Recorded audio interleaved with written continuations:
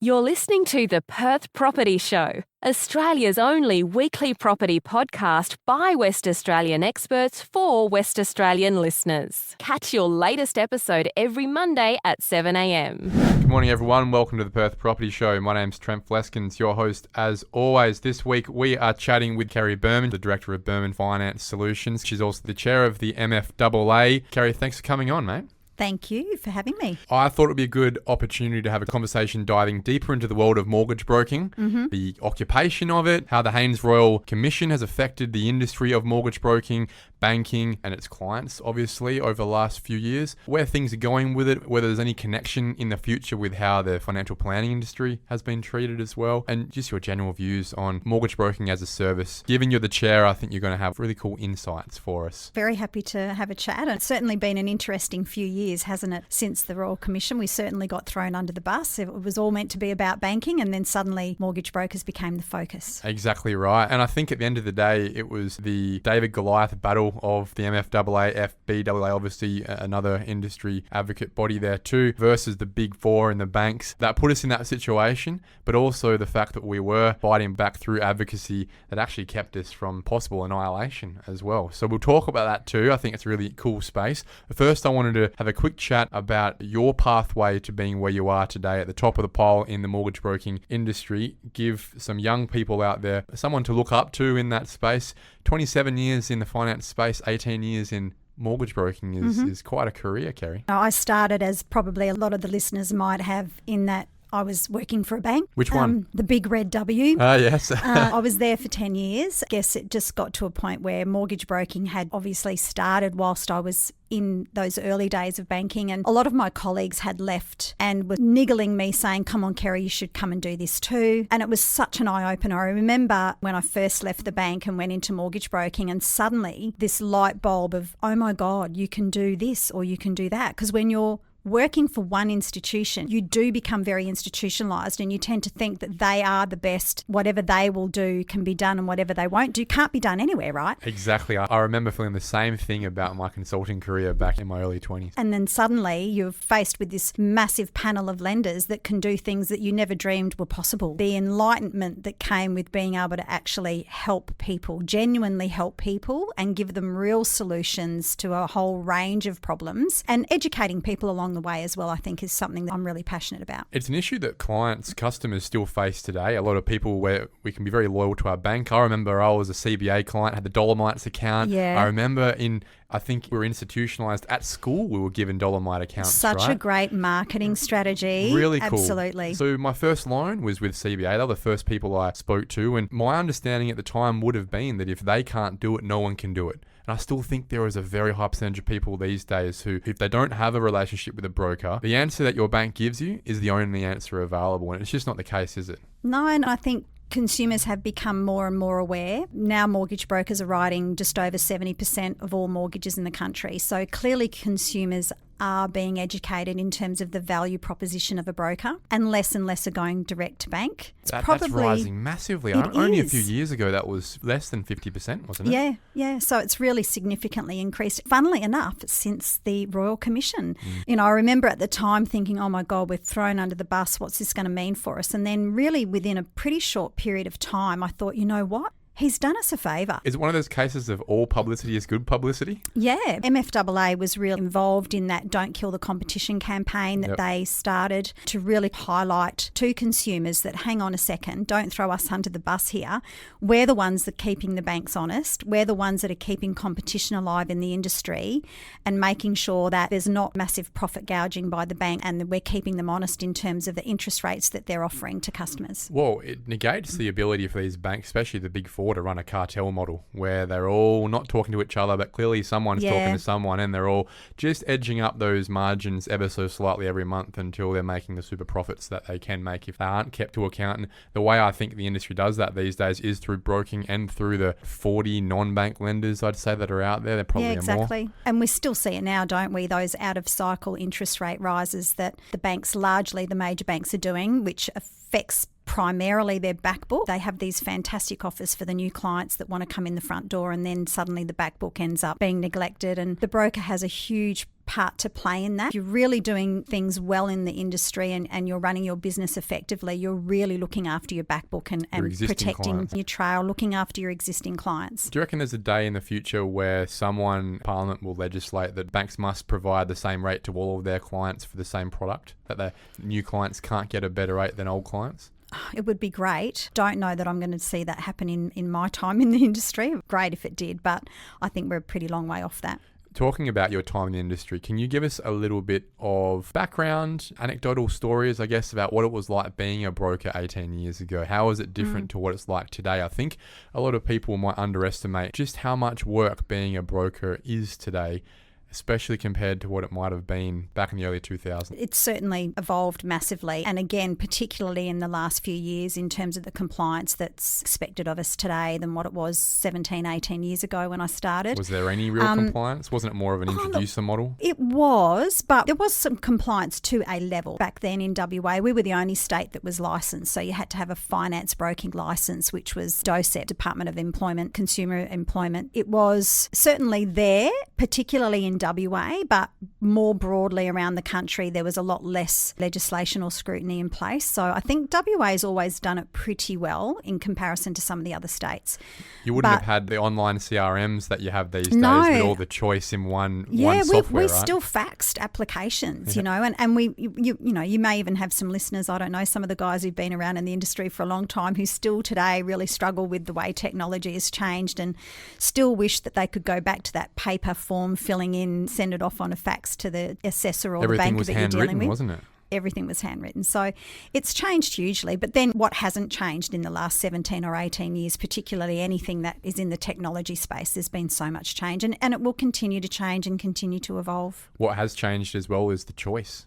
And how many banks or lenders were you choosing between in the early 2000s? Yeah, and now you've got not just institutions that are banks or credit unions, you've got your fintechs and all of these other new players that have come into the space. Frank, Kerri. There's some that I look at on that list and new one pops up every week on the CRM these days, and I think, who the hell are they? Yeah. What do they offer? Yeah, definitely. Can I trust them, even as a broker? I think we all probably get to the point where we have a certain panel that we tend to stick to our favourites. I think that's pretty normal. Obviously, the software that we have can give us a comparison against all of them. But as a broker, you're always going to gravitate to a certain number of lenders that you know. Isn't it? You have a good relationship with the bank, you have a good relationship with the BDMs or the RMs, the credit assessors. You want to provide your client with a really smooth, efficient service. You're probably going to stick to the ones that you know will provide that to you rather than go and try something completely new and then potentially have the wheels fall off. That's right. And I think that's where that level of advocacy, fiduciary responsibility that us as brokers have for our clients is when they give us their information and they're looking for a certain loan, they're rely on us to actually get that approval for them. So taking risk on another lender, you really have to have built that relationship with a new BDM who can demonstrate exactly what that product is and who those clients are, and some confidence that if you put your precious client towards that bank, they'll actually get approved and the rate they said, they're not going to get screwed over, their services will be good. In comparison to, look, we've got a great relationship with these 10 lenders that always look after our clients. We know nearly 100% they will get looked after and approved in the time required. And that's the thing. There has been over the years a number of times where I've been introduced to a new lender and thought, okay, I'll give them a go. And unfortunately, sometimes it's been a pretty disappointing experience. So you don't tend to go back for a second bite of the cherry. Nevertheless, there are more and more available. And the choice is the most important thing, because what seems to be happening is those non-bank lenders do seem to keep the banks and the larger non-bank lenders to account and keep them honest, at least with the rates they're offering, right? Yeah, definitely. Well, I guess the reality is, if you're an institution that doesn't have significant cost, we have to understand that if people want to go to a major bank, they are going to pay a bit of a premium for that, because the infrastructure, the branch networks, that sort of thing is an extra cost to them compared to someone who doesn't have that kind of service proposition. Their costs are lower. So you would expect their rates to be marginally lower, but it certainly does help to keep competition. And I think that's why, although the Royal Commission was a bit scary at first, I actually think in a way, it's been quite positive for our industry. It gets us to self-reflect as well. As the chair of the MFAA, what's your role in that space? How do you guys on that board actually influence and assist all of us members? Yeah, sure. Any member that's a member of the MFAA, if they meet the certain criteria that the MFAA asks of them, they can put their hand up to be elected as a board member. So obviously those elections aren't held every year. They're held whenever a director retires, and we have a set, when you get voted on to the MFAA, you have a term of 3 years, and then you can sit for a second term if you wish. So it's been a really interesting experience. I've thoroughly enjoyed it. I must say, as a member of the MFAA, I was probably a bit oblivious, I think. You kind of just pay your membership fees and don't think too much about what are they actually doing for us. Oh, that's most associations, isn't it? You Yeah, go, I here we think go, it's just $500 or whatever it is. What am I getting for it? You see it as a necessary evil, so to speak, Yep. I guess. But the one thing I can absolutely say, having been involved at the board level, is that the work that the team at the MFAA does for the industry is really extraordinary. They are such a dedicated, passionate, small team of experts. So we've got policy and legal. Naveen is constantly working on what submissions to put into government, etc., in terms of advocating for the industry to get some of the outcomes that we'd like to have. You've got our education and marketing team who are always trying to make sure that they're putting the broker front of mind, giving us the tools to be able to use to get front of mind with our clients, giving us the education that we want in terms of keeping us up to date with regulatory change. And look, what we've had BID recently, so keeping on top of all of that stuff. The team do a really awesome job, and being on the board has just been really enlightening. There's 8 of us on the board. 5 of us are elected directors and 3 are appointed directors. Those 3 directors are appointed for a specific expertise that they bring to the board. And collectively, I guess our role is to just help form a strategy for the MFAA and to guide the way our industry is headed, I guess. What are you guys focusing on at the moment? Obviously, there was a lot of time and I guess money spent with the Haynes Royal Commission going through, and that was a scary time for, I think, a lot of brokers and people in the industry. That dust has seemed to settle now. What are you focusing on these days? Continuing the advocacy piece. I don't think even when there's no sort of real critical things going on that you can take your foot off the pedal with that sort of thing. And the MFAA has always been very active in that space. And also education. I think looking forward as an industry, I think we just need to remember that continual improvement is something that we should all be aiming for. It's very easy to kind of sit in the past and just go, well, it's a Cert 4 or it's a diploma. But what are we doing to continually improve ourselves, keep that professional standard, and to eventually be seen as a profession, the same as accountants and lawyers and financial planners are? Well, let's segue into that. How many brokers sit under the MFAA? Oh, if I remember this correctly, it's well over 14,773-ish, I think is the last number I recall. Yeah, and the reason I ask is because I think there would be an assumption that of those 14,700 and something that are in the industry, there's probably a percentage there that are the weekend warriors, second job guys who are really not that professional in the way they get about things, but there's a very low barrier to entry. There can be a really good income if you get enough work. But in the same sense that the financial planning industry had the broom swept through it, is there a fear or a movement or a preference at some point in time for the mortgage broking space to be tightened up a little bit in terms of its professionalism and standards? And obviously things have been moving in the compliance and best interest duty space for a while now. That would probably automatically sweep some people out because it's just getting harder and harder to be a broker like a lot of professions. But do you think it's going to get to a point where that 14,000 might turn to 8,000 of the guys who are actually set up to do the right thing and provide the best service? Is that a preference or not? We believe that all of our members have the best intent, and I'm sure that is the case.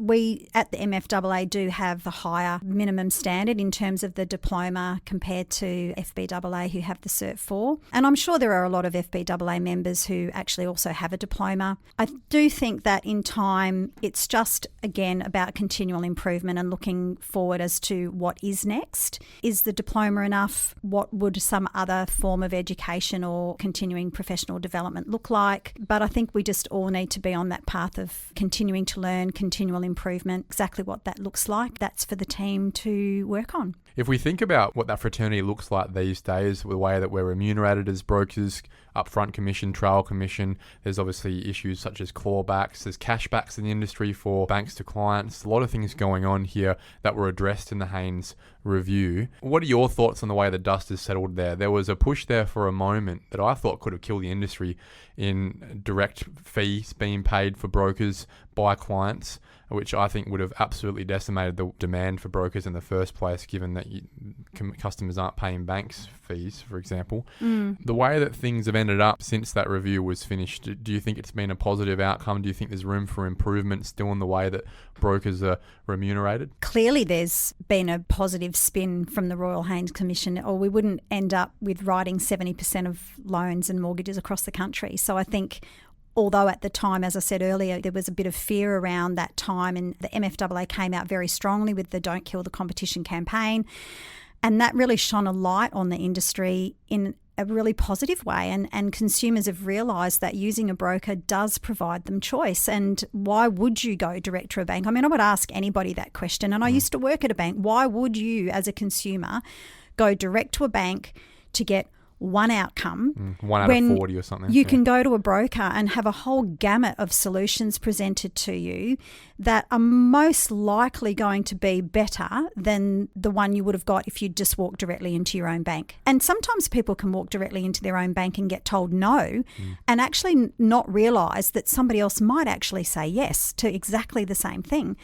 In terms of remuneration, the reality is the commission structure we have has been around for a long time, although obviously it's had some changes over the years. It's evolved in the way that trail is paid versus upfront, isn't it? How did it used to be? Well, initially it was primarily just upfront commission, and then when trail was introduced, it was kind of put there as an extension of the upfront. You got part of it now and you got part of it later, so to speak. And that was to try and stop brokers moving clients around every year for more upfront, wasn't it? Look, we've all heard the term churn, I guess, in the industry. And obviously there were some brokers back then who probably did do that a little too regularly, and the light was shone on the industry for that reason. I certainly think there's a hell of a lot less of that going on today. And part of that probably is because of the way we're remunerated. I also do think that generally brokers try really hard to maintain the client at the lender that they are already with, even past the 2-year clawback period, because the reality is if that's what's in the client's best interest to stay at the lender they're with, and you can navigate and negotiate a really good deal for them there and it's not worth them moving elsewhere, why would you put yourself and the customer through that entire process when there's actually no real benefit at the end of it? Well, I think there's a lot of brokers out there that would do that simply for the upfront commission. They'll keep the client, the trail will roll on again, but they'll get another sugar hit of the upfront commission. That is obviously still incentivizing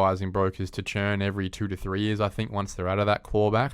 Whilst I do agree with you that most brokers wouldn't be incentivized to do that, to be frank, a lot of clients are. You get past the 2-year fixed rate, you're a couple of years in, you don't feel like you're getting the love from the bank that you think, you'll ask your broker, hey, can we get that cash back? And that segues us into that next point. Cashbacks have been an interesting introduction in contemporary times in the last couple of years. It was 1 or 2 banks that had the idea, it then moved to half the industry throwing money around. That is something that clients, I think, have been chasing more so than brokers. I think, and that was some of the conversations that were had in the industry, was the banks years ago were looking at the brokers and saying that our behaviour was creating churn, and now we can sort of shine the light or turn the mirror back on them and say, well, if you're going to be offering cashbacks of $2,000, $3,000, $4,000, what do you think that's creating? Because you're always going to have those consumers who will see if there's profit to be made in a cashback. And there is at $4,000. Exactly. Right. You know, like if it costs you $1,000 or $1,200 to move lenders, but the lender's going to give you $4,000, well, why wouldn't you? That's a holiday to Bali, right? So why wouldn't you do it?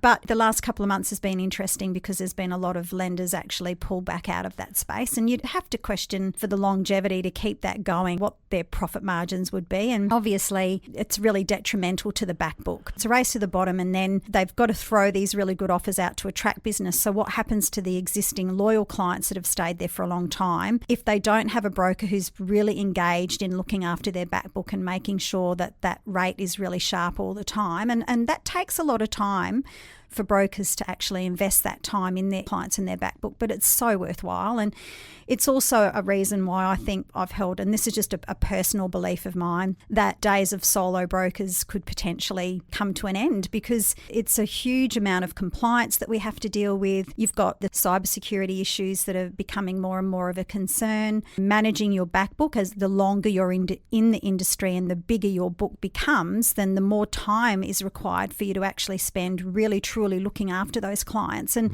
there reaches a point where doing it all on your own is just becoming extremely difficult. And we also have to look at health and well-being, mental health. Is that really a good position for someone to be in, to be isolated on their own as a solo broker, never able to really step out of the business, take a holiday, a proper break? In the long term, it'll get to the point where perhaps some of those solo brokers come together and work as a team and be able to cover each other better and support each other. As it becomes more and more of a professional industry, more and more asked of brokers, especially through the paperwork side, there will just be that requirement to build out teams of admin and client support staff, in addition to that frontline broker who's managing relationships and seeking new clients and continually having those touch points with the banks. And it also enables you to grow your business, to stay as an individual. And when I started broking, I was an individual. I was mother to a young daughter in kindy and hated dropping her at daycare and picking her up from daycare, and the childcare person quite happily telling me that my daughter cried all the way from kindy to daycare in the daycare pickup bus and things like that. And that was really difficult. But being a solo broker in those early days suited me, because I had a young daughter and I didn't want to be overwhelmed with workload, and I was happy to just work part-time for a period of time. But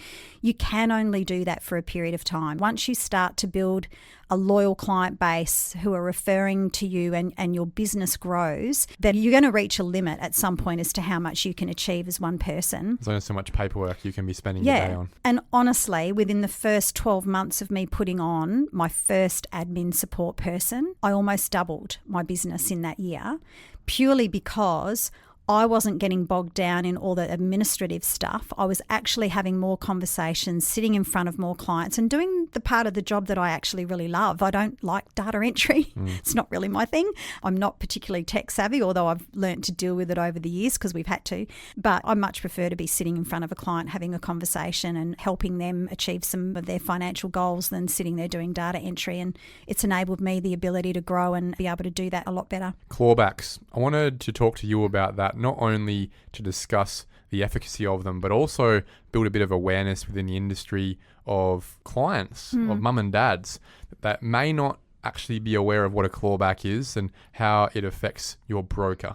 Whoever that broker is, I think it's important for everyone to know that it is a reality of a broker's life, that it's probably the only job in the world that I've seen where you can do the work for a client, provide a successful outcome, and then 12 months later, 18 months later, have your income taken off you because maybe your client decided to sell or refinance to a different bank on their own back, and then suddenly you're left holding the baby. No one in the industry likes clawbacks. I'm fortunate enough that it doesn't happen very often, and I've got some particular processes in my business that I've installed to try and limit that happening, and I'd be happy to share a couple of those. But I think we have to also understand that if we want to be paid for the work we do, that's a fee-for-service model. If we want to be paid for the value that we introduce, that's a commission model. So I just think we need to be a little bit careful about, if we have this idea in our head that clawbacks are going to be completely abolished, then effectively what we're saying is we're looking at a new remuneration structure, and I don't really think anybody really wants that to happen. If we went to a fee-for-service model, that's going to completely change the industry and move it more towards the financial planning industry, and potentially then it will make getting advice from someone like us not affordable for some people. I would have thought there'd be a model there where it's still a commission base, it's still paid for via the bank, I guess, but at the same time, there's no clawback. I don't think removing clawbacks is in lockstep with having to be paid a flat fee of $2,500 per loan. I think you can get paid in the same way we get paid right now, but simply have a reflection in the industry. And this might add a slight amount of margin to all the loans. I'm not sure, 0.1% to all loans, because there will be some cost to the banks and they'll pass that on. But I can't see how in any other space you could rationally, pragmatically sit there and say it's fair for a broker to have done their work, provided the solution to a client, provided the source to the solution to the bank as well. Work, obviously, an introduction service. You get paid by the bank for that, obviously. To then have the client get divorced 6 months later, not your fault, not the bank's fault, and then obviously sell the home. And the only person who seems to lose out of that is the broker. And I take your point. Like I've said, I'm a broker. It's not something I enjoy when it happens on the rare occasion either. I think we have to put it into perspective. If most brokers out there actually looked at the volume of clawbacks that they get, they're a pretty low percentage. Yeah, it might be 1 in 100. You know? Exactly. So I think, we have to have a balanced view about it and look at it as a business owner. There's always going to be certain things that are going to happen in any business that might potentially cause you to suffer a small loss at some point. You could be in a business where you sell a product and you've got a creditor that owes you money and that account never gets paid. So there's always losses in business, I guess. I think we could definitely move towards a fairer model of clawback so that it's more of a stepped model, which some institutions have moved towards already. Like a pro-ratering of it. Yeah, so that it's not as significant a hit on people when it happens. But I don't have the crystal ball to look into the future to tell whether that's ever going to happen. There have to be a lot of lobbying and advocacy to a member of parliament. I think it's a long way off. off. Do that. As brokers, there's lots of things we can do. I mean, I know a lot of brokers out there use CoreLogic as an example, and CoreLogic has a thing in it called the watch list. So if you load every single one of your clients' property addresses into CoreLogic and have it on the watch list, the minute something happens with that property, whether it be listed for rent, whether it be listed for sale, it's going to send you a message to say your client's property has just gone up for rent or your client's property has just gone on the market.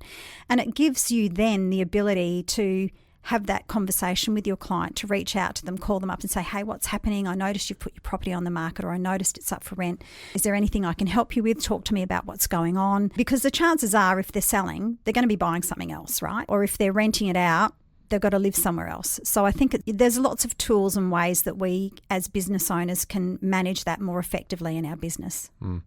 Look, it's a sour taste in my mouth. I've had a couple of those over the last year where we've gone and gotten a loan for a client and they've decided 2 months later to move it on because they made a quick profit, and you're sitting there thinking, geez, that was nice for you. I know. And look, I'm happy for you. Yeah. Nobody likes it when it happens, but I do think we need to put it into perspective. And honestly, I would probably ask brokers out there who are suffering a lot of clawbacks to just maybe have a look at why that might be happening for them and reach out to another respected broker in the industry and ask them to have a conversation around how they manage that in their business and what process could they perhaps put in place to see that that's not happening as frequently, and dig a little bit deeper, I think, as to why it might be happening for them. Kerri Buurman, it's been a fantastic chat. I really appreciate your time today. It's lovely to have the chair of the MFAA in the studio, and I look forward to having a chat with you again in the future. Thanks for having me, Trent. It's been great. Thank you for listening to another episode of the Perth Property Show. If you've only just joined the conversation, you can catch up by heading over to our website, perthpropertyshow.com.au, subscribing to the podcast, or joining our Facebook page. Don't forget to tune in next Monday at 7 a.m. for more expert insights, local analysis, and suburb spotlights. Happy hunting!